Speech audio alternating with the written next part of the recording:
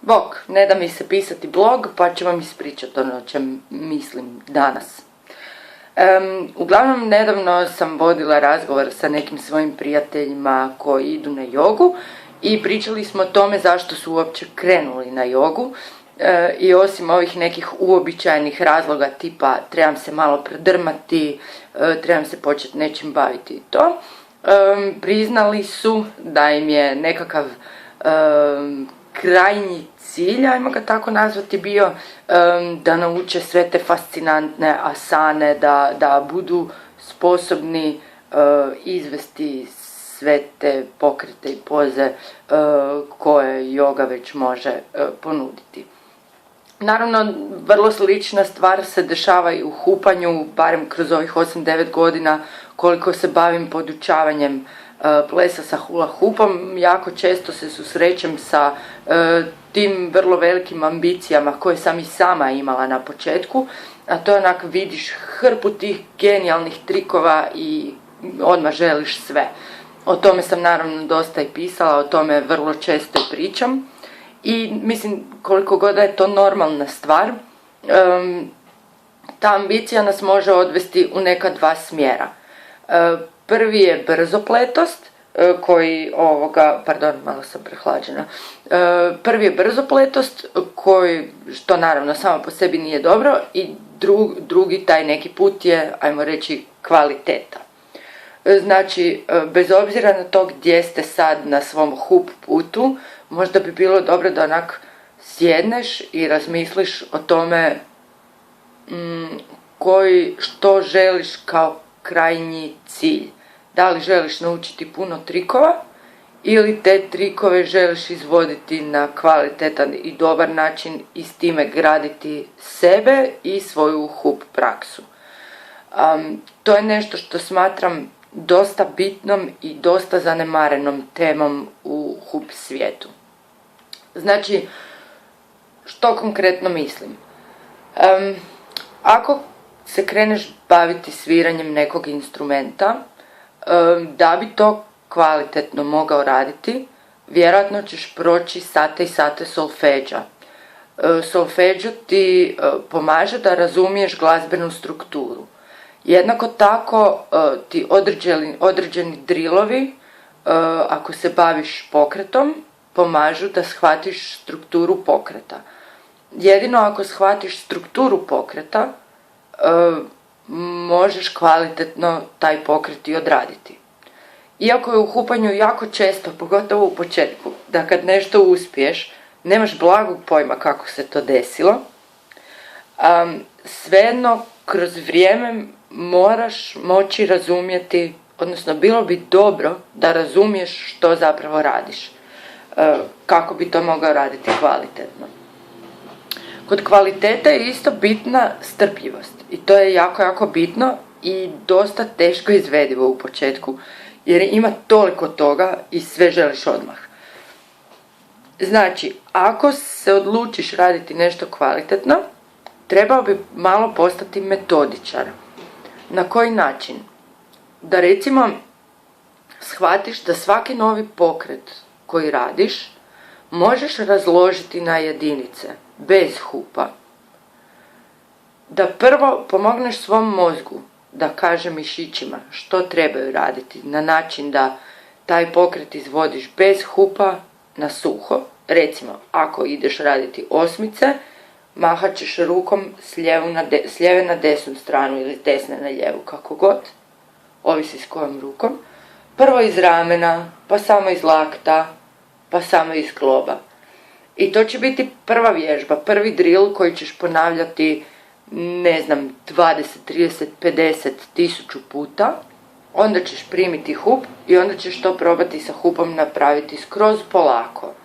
Ako ja podučavam, ja ću uzeti ruku svog učenika i odvešću ju tako kako bi njegovi mišići zapamtili ili njezini zapamtili taj pokret. Znači, mišići imaju memoriju.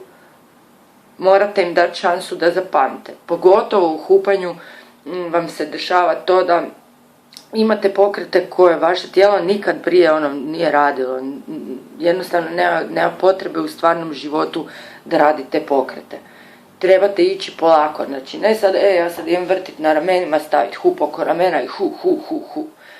Ajmo vidjeti što je iza tog hup pokreta. Znači, tu mi prsni koš koji moram pokrenuti. Koje su mi uopće neke krajnje granice pokreta prsnog koša. Ajde, idem sad prvo raditi svako malo čim se sjetim napred nazad prsnim košem. Da li mi se odvajaju ramena, da li mi ide, mislim tu vam je sad 1.800.000 pitanja. Naravno da je uvijek bolje da to radite s nekim ko vas može voditi kroz to, ali ako radite sami uvijek promišljajte o pokretu iza trika. Znači, što moje tijelo radi da bi održalo hup na mjestu ili da ne padne. To su vrlo bitne stvari za razmišljanje.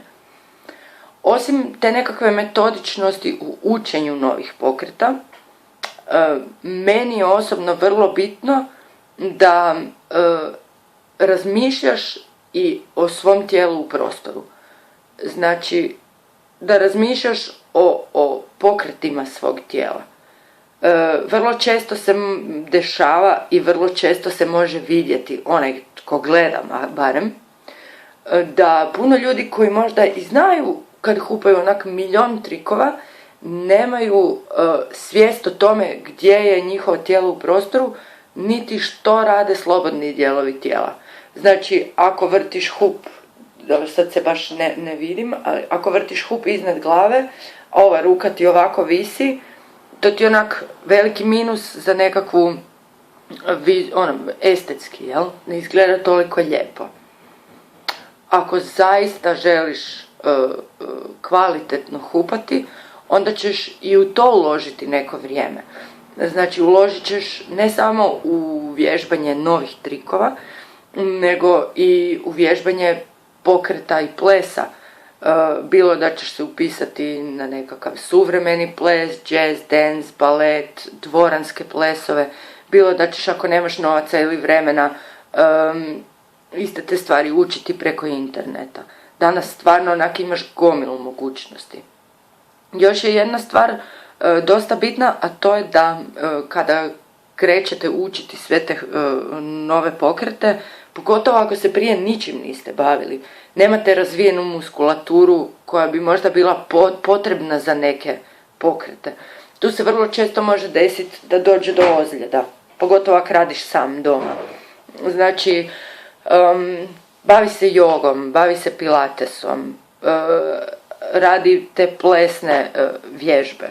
Sve što god ti razvija muskulaturu i radi polako. Još jedna stvar oko koje tupim i oko koje ću tupiti, ja mislim onak do kraja svog života.